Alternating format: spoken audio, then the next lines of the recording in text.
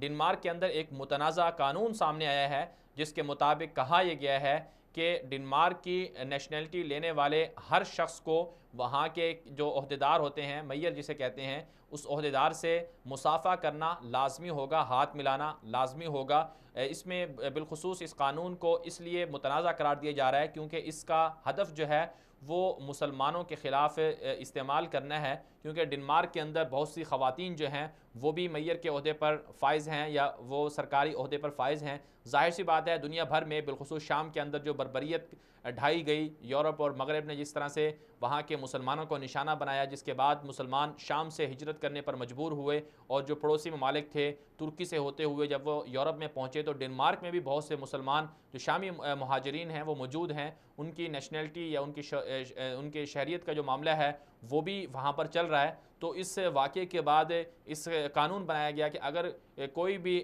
بندہ ڈنمارک کی شہریت لینا چاہے گا تو اسے مصافحہ کرنا لازمی ہوگا، چاہے وہ کوئی خاتون ہی کیوں نہ ہو۔ اور ظاہر سی بات ہے اس میں جو مسلمانوں کا جو ایک عقیدہ ہے یا نظریہ ہے اس کے مطابق یہ کہا جاتا ہے کہ مسلمان جو ہے اپنی مخالف جنس جو غیر محرم ہو اس سے ہاتھ نہیں ملا سکتا، اس کے جسم کو نہیں چھو سکتا۔ تو اس حوالے سے اسلام کا جو نقطہ نظر ہے اس کو پیش نظر رکھتے ہوئے مسلمان تو جو ڈنمارک میں بسنے والے مسلمان ہیں وہ اس کو ایک متنازع اور ان کے خلاف استعمال کیا جانے والا قانون قرار دے رہے ہیں کہ ڈنمارک کی حکومت نے دراصل یہ